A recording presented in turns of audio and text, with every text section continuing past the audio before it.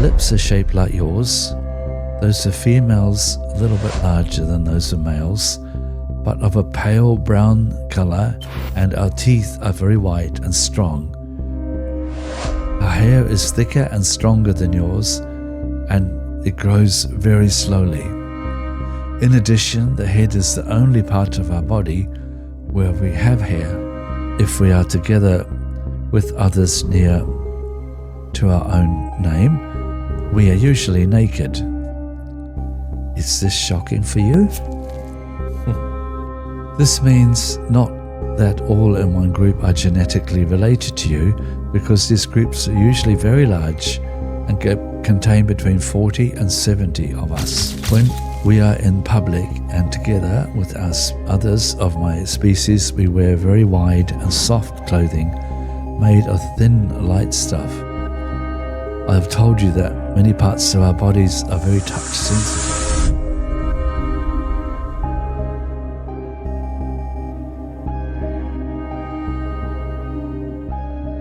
Hi, Marnie. Yes. Here we are again. Here we are again. After a little break of a couple of weeks, because your podcast partner Skyped off to the French Riviera and had a bit of a break. But I'm back now, so good to be here. Well-deserved break. And I know we've got a very interesting topic today. Yes. A transcript of a most amazing meeting from back, was it 1999? Yes, it was late. Yeah, and 2000. I think it was over 2 different ones or something. Anyway, around that time. Yeah, it was 2 different interviews. Yeah. Supposed interviews. Yeah, I'm not going to spill the beans too much, but of course I've read it through a few times. And viewers, followers, I think we're in for a real treat today. This really pushes boundaries for me, and it also really feels like it has, for me, a lot of reality to it, a lot of truth. I'll let you explain the details, Marnie. I think one thing that I want to mention, like, leave your skepticism and disbelief out. It doesn't matter if it's actually an interview with a reptilian female or not. It's just loaded with information. So if you want to care about something, care about the information. And if you want to debunk something, try to debunk the information or get something out of it, because it's fascinating. The amount of information and details and events. And have in mind that this happened in 1999. So it wasn't like everybody have access to all the information, events, declassified files, and things like that. It was very narrow amount of information that you could have get from TV. And it was early years of internet, I assume, 1999. Yes. I came to Sweden in 1996, and it was just kicking off then. Yeah, so it would have been up. Yeah. And another thing that gets me really interested about all these interviews is that the guy was a Swede. The guy named Ole. And one thing you need to know, that Swedish people are not known or famous for faking things and make like claims that are not provable, or make any claims, to be honest. They're very shy and they're very, meticulous. They're very calculated in their approach, how they express themselves. So that just gives me, it's not a proof, but that just gives me, put more ways on what this interview is and the possibility of it being true, or actually being factual to some degree at least. So enjoy the testimony of Ole and later on the transcript of both interviews. I just maybe like to say to the followers too that this has been translated from Swedish to English, and there's some little dodgy parts, so excuse me if I lose a word or two here and there. So we're starting off with Ola's testimony about the meeting with this being, and then after that we'll get into the actual transcript, or part of the transcript anyway. I think it's the best thing for you guys for us to read from the translation. Translation is not the best translation because it's like kind of word by word translated to English, but still you will understand. And I think we're gonna just read the transcript, and I'm gonna play Ule, and Lyle will play Lacerta, or read on the Lacerta's part with a deep voice. Yes. All right, so here we go. This is Ule's testimony. I certify that the following text is the absolute truth and no work of fiction. These are parts of a transcript of an interview I made with a non-human and reptilian being in December 1999. This female being was already in contact with a friend of mine whose name is given only with the abbreviation EF in the text since some months. Let me declare that I was all my life a skeptic about UFOs, aliens and other weird things, and I thought that EF tells me just dreams or fictitious stories when he talked with me about his first contacts with the non-human being Lacerta. I was still a skeptic when I met this being on December 16th last year in that small warm room in the remote house of my friend near to a town in the south of Sweden. Despite the fact that I saw now with my own eyes that she was not human, she has told and shown me so many unbelievable things during that meeting that I can't deny the truth of her words any longer. This is not another of those wrong UFO papers which claim to tell the truth, but in actual fact tell fiction. I'm convinced that this transcript contains the only truth, and therefore you should read it. I had talked with her for over 3 hours, so the following transcript shows you only shortened parts of the interview because she asked me to leave out certain parts.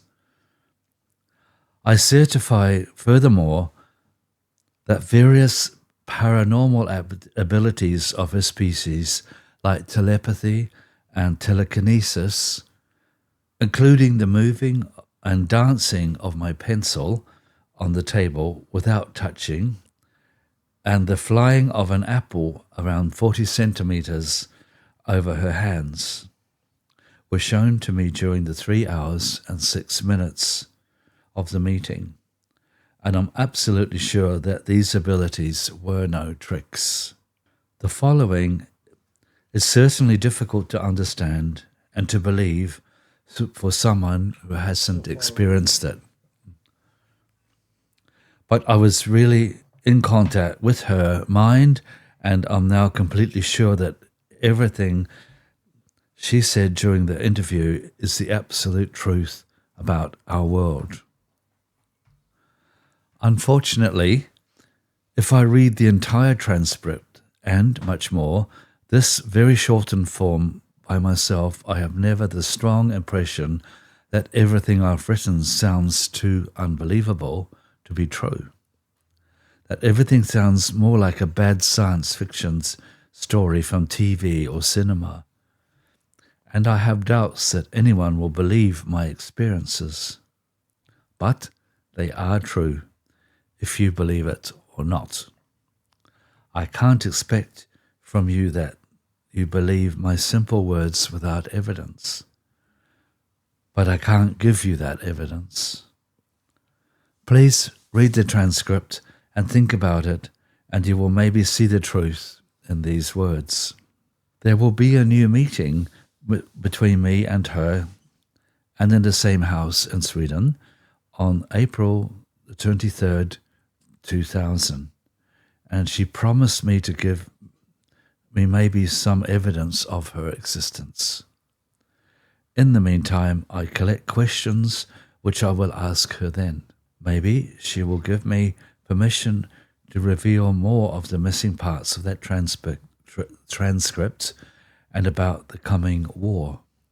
Believe it or not, this makes no real difference, but I hope you will believe. Ulla K. Now we come to the transcript of the interview, a shortened version, and this is from December the 16th, 1999. So this interview happened in December 16, 1999. The interview took place in that contactee house.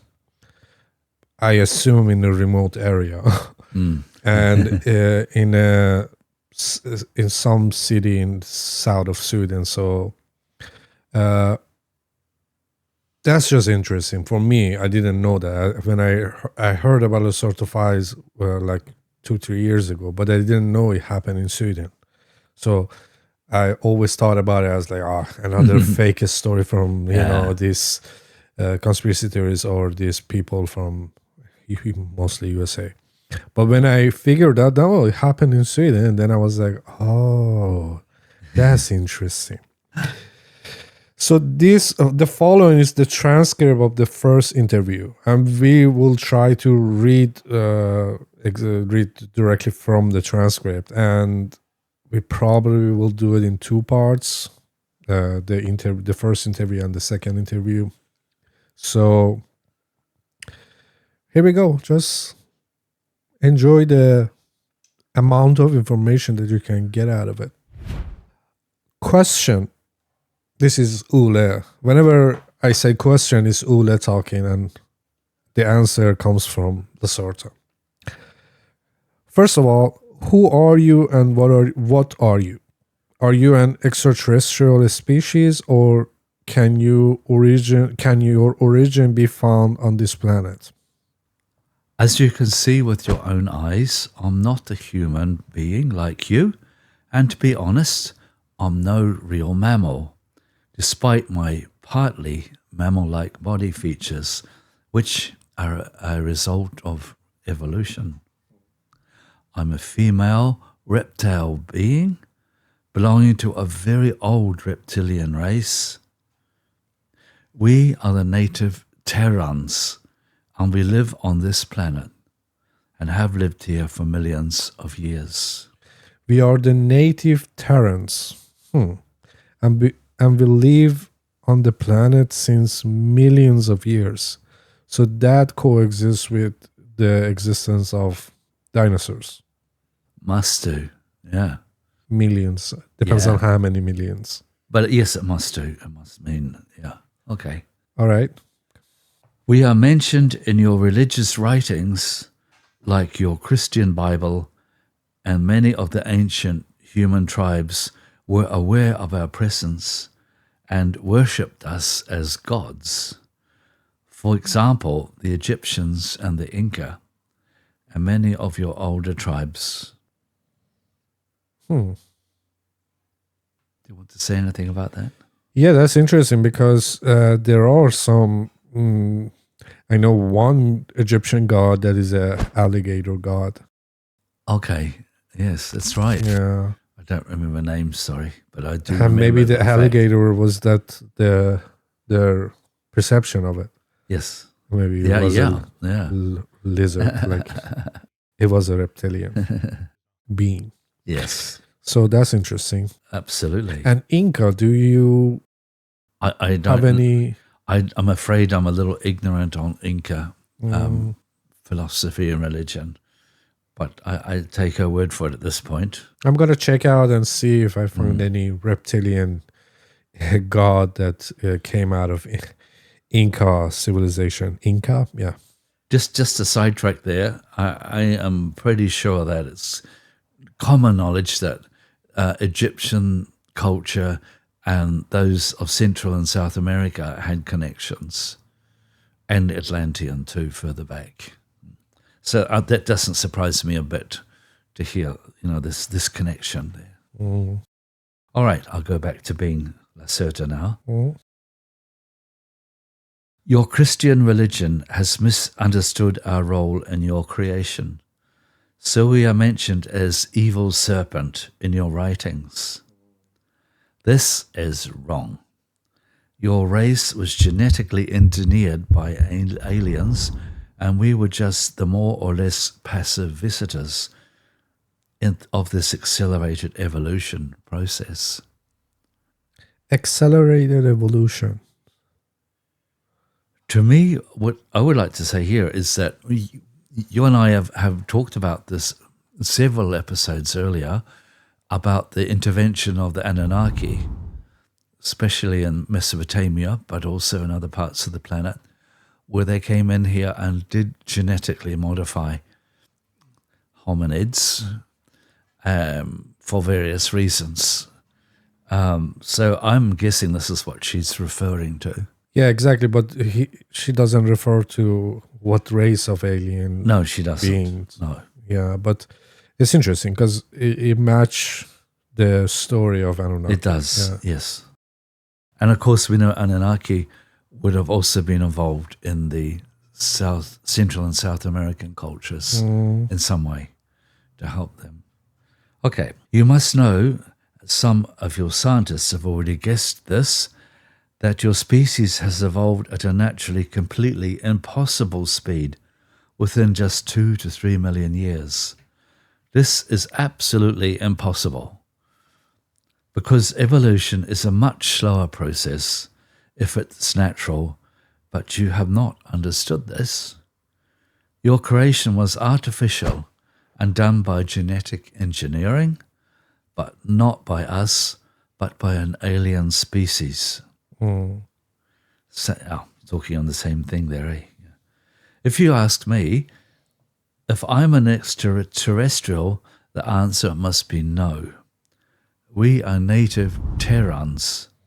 We had and have some colonies in the solar system, but we originate on this planet. It's in fact our planet and not yours. It never was yours. Now you've been told. Yeah, that's rude.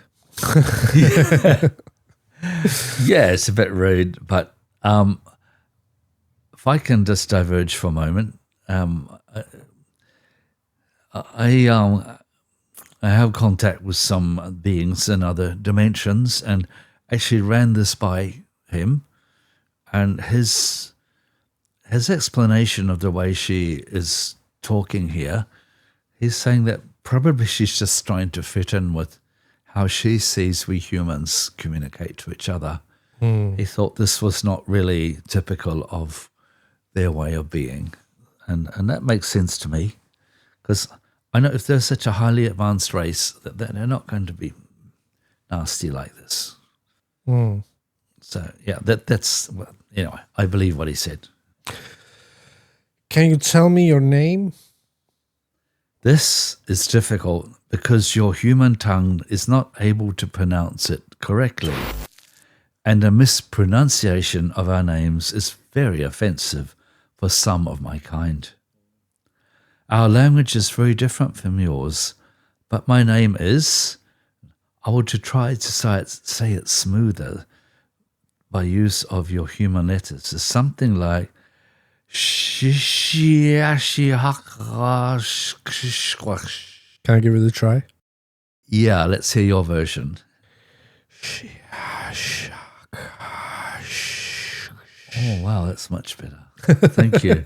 Yeah, let's go with Marnie's version. I think that's much nicer. With a very, very strong pronunciation of the sh and k sounds. We have no forenames, but like you, but only a single but unique name which is divided and characterized by the way of speaking, and which is given not to children who have an own children name, but only in a special procedure in the adolescent age at the time of either religious or scientific enlightenment or awareness, as you would call it. I would appreciate if you don't try to say my real name with your human tongue. Please call me Lacerta. This is the name I generally use when I'm among humans and talk with them. How old are you? We measure the time not like you do in astronomical years and in the revolving of the Earth around the Sun, because we usually live beneath the surface of the planet.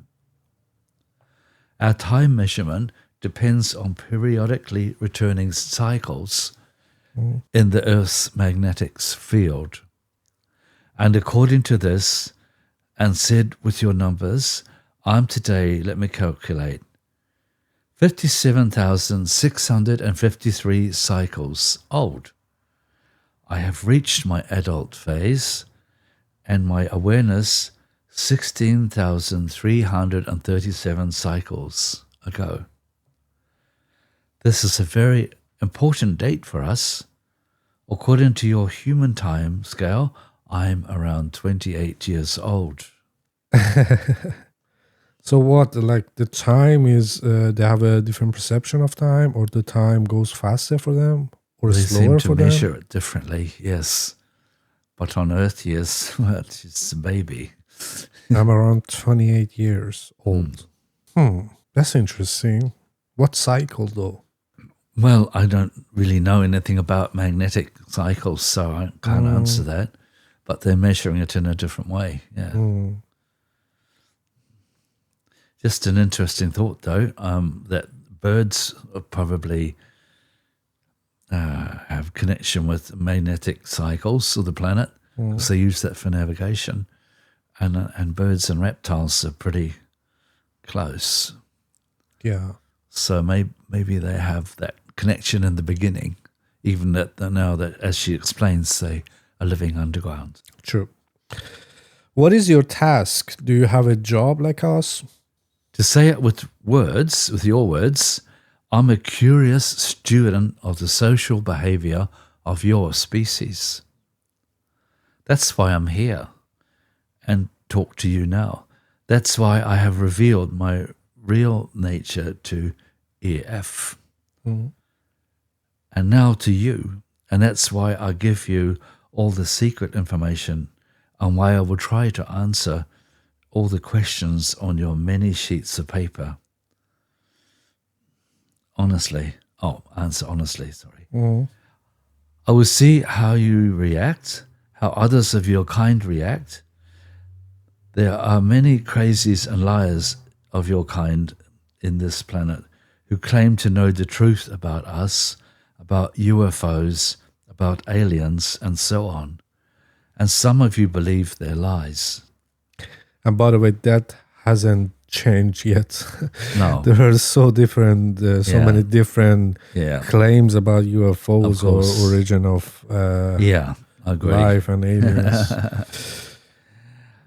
I'm interested to see how your species will react I'll have to read this in a different way.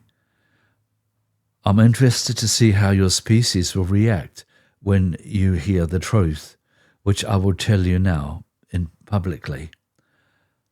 I'm quite sure all of you will refuse to believe my words, but I hope I'm wrong, because you need to understand if you want to survive the coming years. I've read your full statement which you have given to EF about this, but can you give me now just a short answer? Are UFOs real flying objects piloted by extraterrestrials, or do they belong to your species? Some observed UFOs, as you call them, belong to us, but most do not. Most of the mysterious flying objects in the sky are not technological devices, but mainly misinterpretations of natural phenomena your scientists have not understood, like spontaneous plasma flares in the high atmosphere. Nevertheless, some UFOs are real craft belonging either to your own species, especially to your military, or to other alien species, or at last to us. But a minority of sighted craft belong really to us, because we are generally very careful with our movements in the atmosphere, and we have special ways to hide our ships. If you read a report about a sighting of a metallic bright grey cigar-shaped cylindrical object with a length of, there are different types, let me say between 20 and 260 meters. And if this object has made a very deep humming sound, and if there are 5 bright red lights on the metallic surface of the cigar, 1 at the top, 1 in the middle, 2 at the end, then it is likely that someone of you have seen one of our ships, and this means it was either partly defective or that some of us were not careful enough. We have also a very small fleet of disc-shaped craft, but such UFOs belong usually to an alien species. Triangular UFOs belong generally to your own military, but they use foreign technology to build them. If you really want to try to see one of our craft, you should have a look at the skies over the Arctic, the Antarctic, and over inner Asia, especially over the mountains there. Well, this claim that the triangle-shaped UFOs are man-made, that's very interesting. It is. And have in mind, 1999. Yeah. And money, I don't know if you remember, but my first week on holiday, I saw 2 of them over, well, they were actually over Corsica, but I was in Nice when I saw them. Enormous things. It filled the whole sky. It's just, so I'm a bit disappointed to say that they're just man-made stuff, but oh well, there you go. All right. Have you a special symbol or something like that with which we can identify your kind? We have 2 major symbols representing our species. One, the more ancient symbol, is a blue serpent with 4 white wings on a black background. The colors have religious meanings for us. This symbol was used from certain parts of my society, but it is today very seldom. You humans have copied it very often in your old writings. The other symbol is a mystic being you should call a dragon, in the shape of a circle with 7 white stars in the middle. This symbol is much more common today. If you see one of those symbols on a cylindrical craft I've described in my previous answer, or on some underground installation, this thing or place belongs definitely to us, and I've advised you to go away from there as soon as possible. The 7 stars in the second symbol you have mentioned, do they mean the Pleiades? Pleiades? No. Actually, the 7 stars are planets and moons, and they are a symbol of our former 7 colonies in the solar system. The stars are shown in front of a blue background, and the dragon circle means the shape of the Earth. The 7 white stars mean Moon, Mars, Venus, and 4 moons of Jupiter and Saturn we had colonized in the past. 2 colonies are no longer in use and abandoned, so 5 stars would be more correct. As you have not allowed me to make photos, what would be very useful to prove your real existence and the truth of this story? Can you describe yourself detailed? Can you describe your appearance, I guess? All right. Sure. I know that it would be helpful to prove the authenticity of this interview if you can take some photos of me. Otherwise, you humans are very skeptical. That's good for us and for the real alien species acting secretly on this planet. So even if you had such photos, many of your kind would say they were fraud, that I'm just a masked human woman or something like that. That would be very offensive to me. You must understand that I can't give you permission to take photos of me or of my equipment. This has various reasons, but I don't want to discuss with you further. But one of the reasons is the keeping up of the secrecy of our existence. Another reason is more religious. Nevertheless, you have permission to make drawings of my looks and of my equipment. I can show you later. I can also try and describe myself, but I doubt that others of your kind will be able to imagine my real look, just simply from words, because the automatic denial of the existence of reptilian species and generally of intelligent species other than your own is part of the programming of your mind. Well, I will try. Imagine the body of a normal human woman, and you have a first good idea of my body. Like you, I have a head, 2 arms, 2 hands, 2 legs, and 2 feet, and the proportions of my body are like yours. As I'm female, I also have 2 breasts, despite our reptile origin. We have started to give milk to our babies during the evolution process. This happened around 30 million years ago because this is the best way to keep the young alive. Evolution has done this for your species already in the dinosaur age and a little bit later, and also for ours.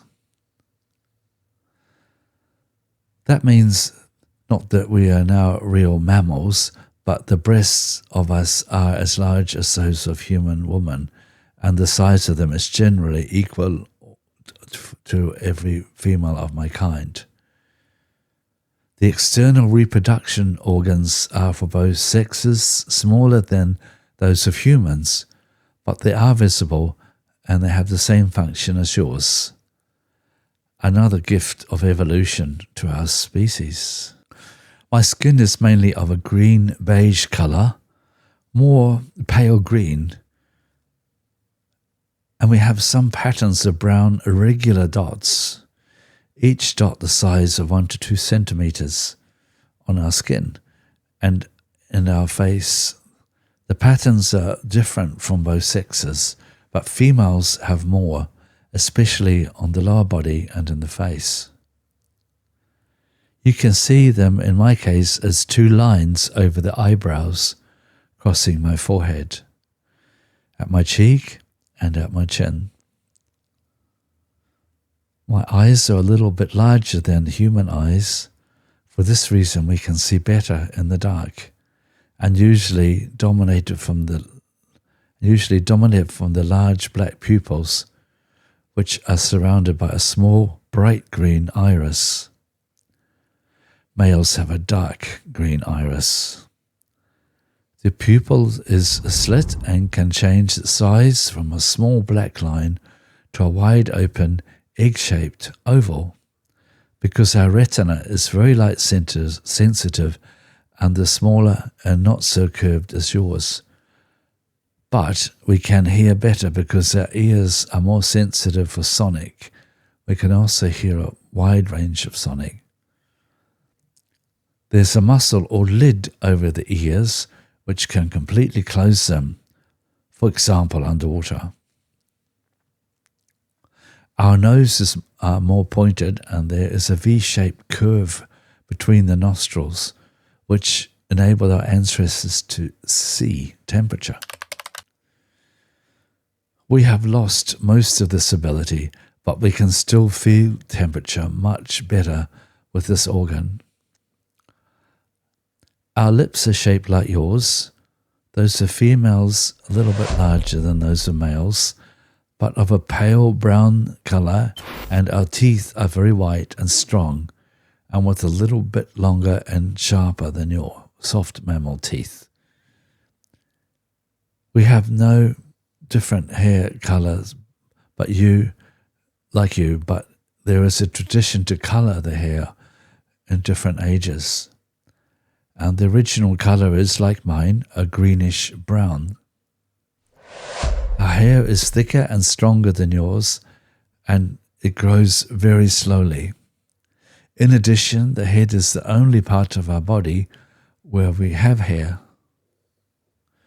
Our body, arms and legs are similar in shape and size to yours, but the color is different, green beige like the face. And there are scale-like structures on the upper legs over the knee and upper arms over the elbow. Our 5 fingers are a little bit longer and thinner than most human fingers, and our skin on the palm is plain, so we have no lines like you, but again a combination of a scale-like skin structure and of the brown dots. Both sexes have the dots on the palm, and we have no fingerprints like you. If you touch my skin, you will feel that it is smoother than your hairy skin. There are small, sharp horns on the upside of both middle fingers. The fingernails are grey and generally longer than yours. You see that my nails are not so long and round at the top. This is because I'm female. Males have sharp pointed nails with a length of sometimes 5 or 6 centimeters. The following feature is very different from your body and part of our reptilian origin. If you touch the back of my upper body, you will feel a hard, bony line through my clothing. This is not my spine, but a very different shaped external plate structure of skin and tissue, following exactly our spine from the head to the hip. There is an extremely high number of nerves and large blood vessels in this structure, and the plates, which are around 2 to 3 centimeters long and very touch sensitive. This is the reason we have always problems to sit in chairs with a back like this chair. The main task of these small plates, besides the role in our sexuality, is simply the regulation of our body temperature. And if we sit in natural or artificial sunlight, these plates become more blood-filled and the vessels become wider, and the sun is able to heat up our riptoid blood, which circulates through the body and through the plates for many degrees that give us a great pleasure. What else is different from your kind? Oh, we have no navel, because we were born in a different way to your mammal birth. The other exterior differences from your kind are minor, and I think must not mention all now, because most of them are not visible if we wear clothing. I hope the description of my body was detailed enough. I would advise you to make some drawings. What kind of clothing do you generally wear? I suppose this is not the way you dress normally. No.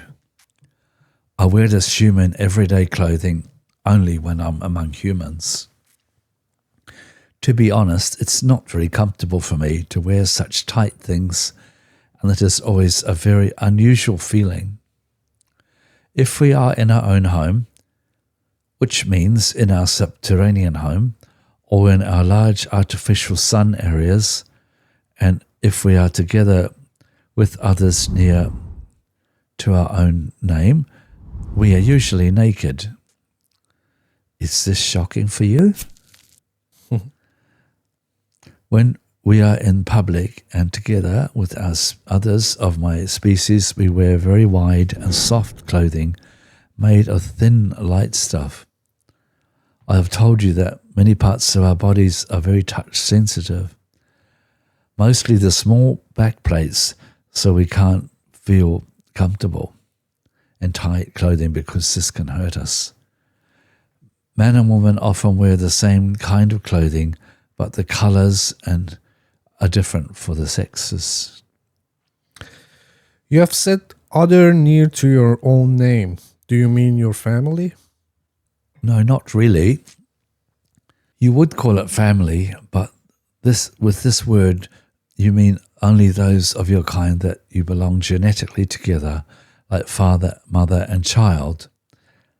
As I have said earlier, we have a very difficult and unique name. Part of the pronunciation of that name is absolutely unique, and there is no other being with the same name.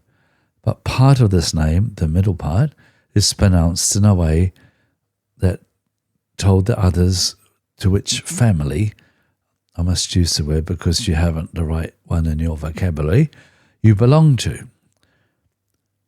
This means not that all in one group are genetically related to you, because these groups are usually very large and contain between 40 and 70 of us.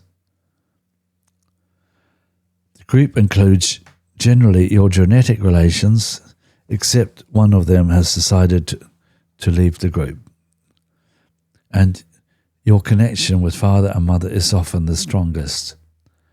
It would be too difficult for me to explain to you now our very old social system, which is a very complex, and we would need many hours only for the primary things.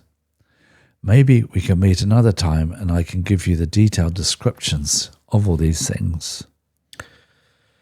Have you a tail like a normal reptiles? Do you see one? No. We have no visible tail at all. If you look at our skeleton, there is only a small rounded bone at the end of our spine behind the pelvis.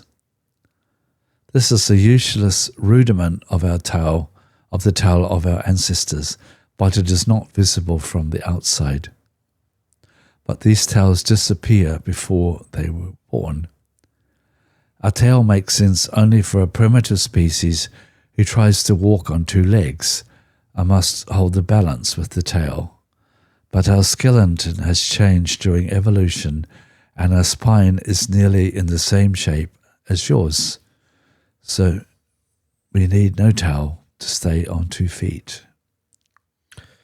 You said that you were born in a different way to us. Do you lay eggs? Yes, but not like your birds or primitive reptiles. Actually, the embryo grows in a protein-like liquid inside the mother's womb. But there is also an egg shape with very thin chalk hull around it that fills the whole womb. The embryo inside this hull is completely autocratic from the mother's body, and it has every substance that needs to develop inside the chalk hull. There is also a cord like your navel cord, which is connected to a point hidden behind the back plates. When the baby is going to be born, the whole egg is pressed through the vagina, covered in a slimy protein substance, and the baby comes out of this soft egg after some minutes. So the egg is within the vagina, in the womb, yeah. These two horns on our middle fingers were instinctively used from babies to break through the chalk hull to take their first breath. Our young are not so large as your babies when they were born. They are between 30 and 35 centimeters long. The egg is around 40 centimeters long. This is because our vagina is smaller than a human one, but we grow to a normal size of 1.6 to 1.8 meters. What about your body temperature? You have said that you enjoy to lay in the sun. What effect has this to your organism? We are no mammals, and as reptiles, our body temperature depends on the temperature of our surrounding. If you touch my hand, you will maybe feel that it is colder than yours, because our normal body temperature is around 30 to 33 degrees Celsius. If we sit in the sun, especially naked, and with our row of small back plates in the sun, our body temperature can raise 8 or 9 degrees within minutes. This rise causes the production of many enzymes and hormones in our body. Our heart and brain and every organ becomes more active, and we feel very good. You humans only enjoy being in the sun, but for us it is the greatest pleasure you can imagine. Maybe like your sexual excitement. We also enjoy swimming in very warm water or other liquids to raise our body temperature. If we are for some hours in the shadow, our temperature goes back to 30 to 33 degrees. This can cause no harm to us, but we feel much better in the sun. We have artificial sun rooms in the underground, but this is not the same for us as the real sun. What do you eat? Generally, various things like you. Flesh, fruit, vegetables, special kinds of fungus from subterranean farms, and other things. We can also eat and digest some substances which are poisonous for you. The main difference between you and us is that we must eat flesh because our bodies need the protein. We can't live completely vegetarian like your kind because our digestion would stop working and we would die after some weeks or maybe months without flesh. Most of it raw flesh or other things, which would become disgusting for you. Spooky. Personally, I prefer cooked flesh and surface fruits like apples and oranges. Can you tell me something about the natural history and evolution of your species? How old is your species? Have you evolved from primitive reptiles as mankind has evolved from apes? Oh, this is a very long and complex story, and it sounds certainly unbelievable to you, but it is the truth. I will try to explain in short. Around 65 million years ago, many of our advanced ancestors from the dinosaur race died in a great global cataclysm. The reason for this destruction was not a natural disaster, an asteroid impact, as your scientists believe falsely, but a war between two enemy alien groups that took mainly place in the orbit and high atmosphere of your planet. According to our limited knowledge about the early days, the global war was the first alien war on the planet, but it was definitely not the last, and a future war is coming soon, while a Cold War, as you call it, between alien groups is ongoing for the last 73 years on your planet. The opponents in the 65 million year old war were two advanced alien species whose both names are again not pronounceable for your tongues. I'm able to say them, but it wouldn't hurt your ear if I to tell the names in the original way. One race was humanoid like your species, but much older, and was from this universe, from a solar system in the star constellation you call Procyon today on your maps. The other species, about which we know not so much, was a reptilian species, but they have nothing to do with our own species, because we have evolved from local saurians without exterior influence, except the successful manipulation of our own genes by us. More of that later. The advanced reptilian species came not from this universe, but from how should I explain to you? Your scientists have not really understood the true nature of the universe because your illogical mind is not able to see the easiest things and relies on wrong mathematics and numbers. This is a part of the genetic programming of your kind, which I will come to later. Let me say that you are nearly as far away from the understanding of the universe as you were 500 years ago. To use a term you may be able to understand, the other species came not from this universe, but from another bubble in the foam of the omniverse. Omniverse. Omni means many. Uh-huh. So multiverse. It's bigger than all. It's omni is all, everything in Greek. So multiverse is this is me talking now, not her. Multiverse is copies of this universe, but omniverse is like everything, all verses. All right. Okay, I'll just read that again. To use the term, you may be understand that other species came not from this universe, but from another bubble in the foam of the omniverse. You will call it another dimension, but this is not the right word to describe it correctly. By the way, the term dimension is generally wrong in the way you understand it. The fact you should remember this advanced species are able to walk between bubbles by use of, as you will call it, quantum technology, and sometimes in special ways by use of the mind. My own species has also advanced mental abilities in comparison to your species, but we are not able to do the matter string bubble changing without technology.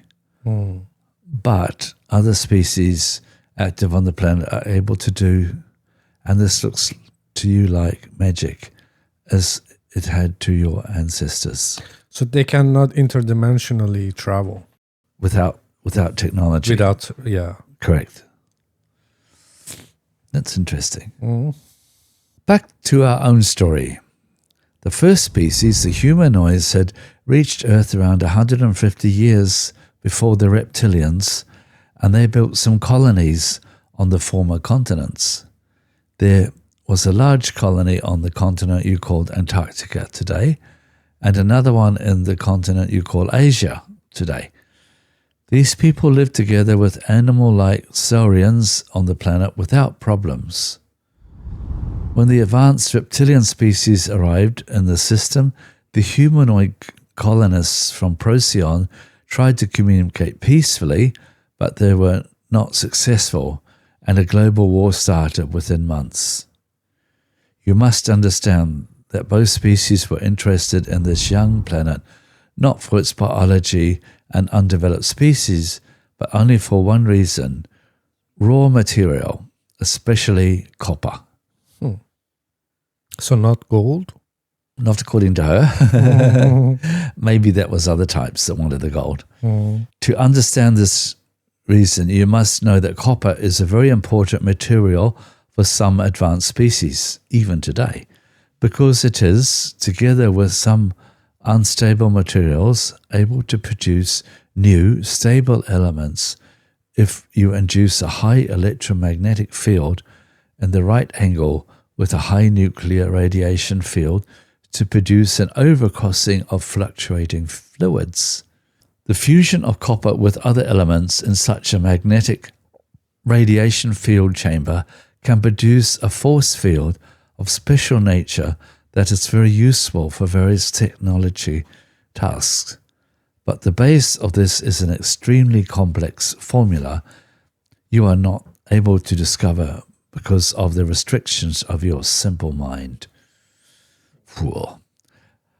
Both species wanted to have the copper of planet Earth, and for this reason they fought a not very long war in space and orbit. The humanoid species seemed to be successful during the first time, but in the last battle, the reptilians decided to use a mighty experimental weapon, a special kind of fusion bomb, which should destroy the life on the planet, but should not harm valuable raw materials or copper. The bomb was fired from space and detonated at a point on your planet you call Middle America today. As it detonated in the ocean, it produced an unpredictable fusion with hydrogen, and the effect was much stronger than the reptilians had expected. Grand Canyon? Maybe. A deadly radiation overproduction of fusion oxygen, a fallout of different elements, and a nuclear winter for nearly 200 years was the result. Most of the humanoids were killed, and the reptilians lost their interest on the planet after some years, even for us. Unknown reasons, maybe because of the radiation. Planet Earth was on its own again, and the animals on the surface died. By the way, one result of the fusion bomb was that the fallout of different elements and materials created in the burning process, and one of those materials was iridium. Your human scientists today see the iridium concentration in the ground as evidence for an asteroid impact that killed the dinosaurs. This is not true, but how should you know that? Well, most of the dinosaurs died, not all in the detonation, but in the bad things which came after the war, especially in the nuclear winter and in the fallout. Nearly all dinosaurs and reptilians were dead within the next 20 years.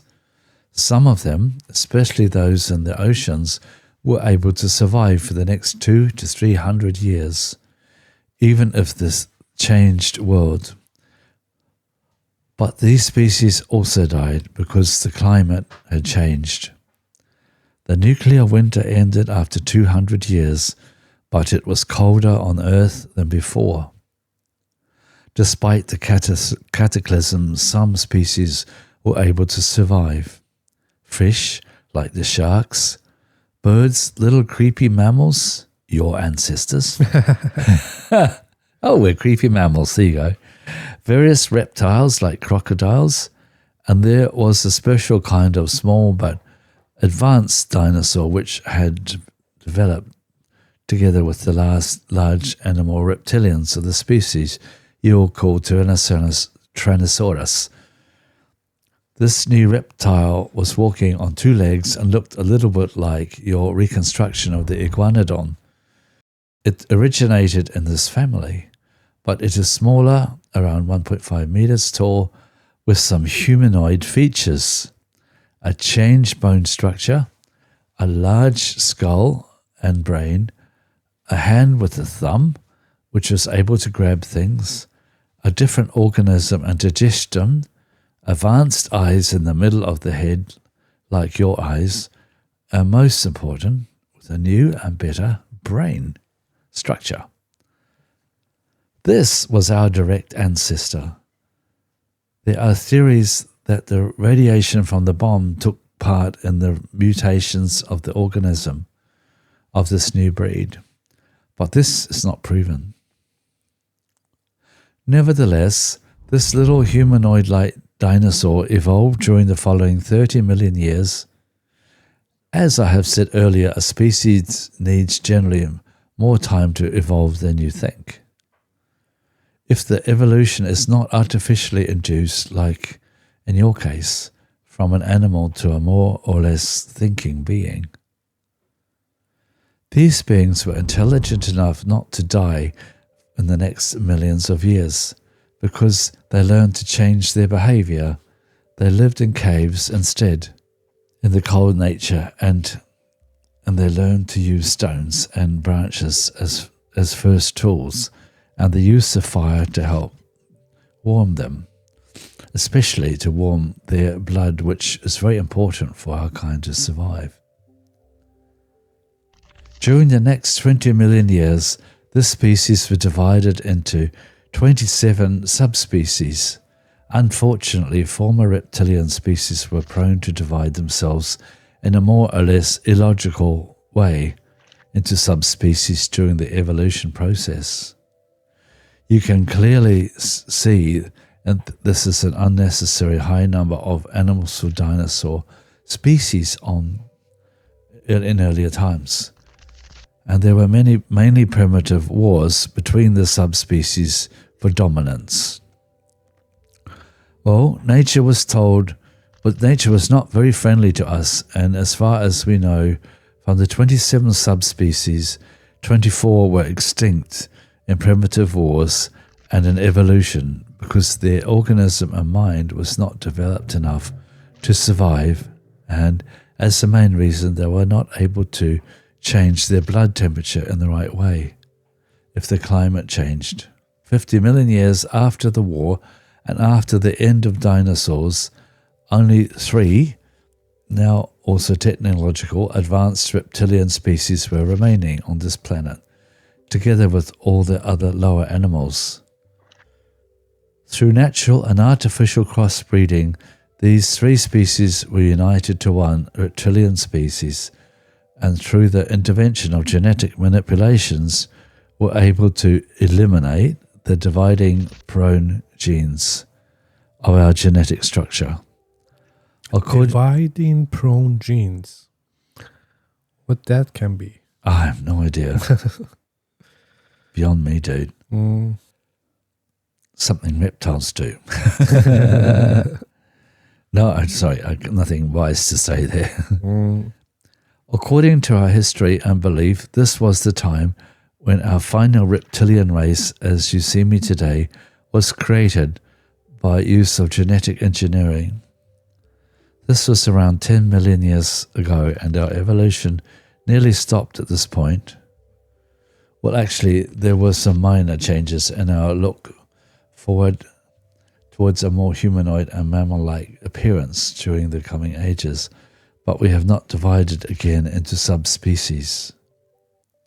You see, we are a very old race in comparison to your kind, which was jumping around as small monkey-like animals in the trees at the time we were invented technology, colonized other planets of the system, built large cities on this planet, which disappeared without a trace in the ages, and engineered our own genes, while your genes were still those of animals. 10 million years ago, the small simians started to grow, and they came down from the trees to the ground, again because of the changes of the climate, especially on the so-called African continent. But they evolved very slowly, and as it is normal for a mammal, and if nothing extraordinary that had happened to your kind, we wouldn't be able to sit here and talk, because I would sit in my comfortable modern house and you would sit in your cave, clothed in fur and trying to discover the secrets of fire. Or you would maybe sit in one of our zoos. Oh, how thoughtful of them. But the things had developed differently, and you believe now you are the crown of creation as you sit in the modern house, and we must hide and live beneath the earth and in remote areas. Around 1.5 million years ago, another alien species arrived on Earth. It was surprisingly the first species for over 60 million years. This would be more surprising for you if you would only know how many different species there are today. The interest of this humanoid species, you call them Elohim today, was not the raw material and the copper. It was, to our astonishment, the unadvanced ape humanoids. Despite our presence on this planet, the aliens decided to help the apes to evolve a little bit faster, to serve them in the future as some kind of slave race in coming wars. The fate of your species was not really important for us, but we didn't like the presence of the Elohim on our planet, and they didn't like our presence on their new galactic zoo for a war between us and them.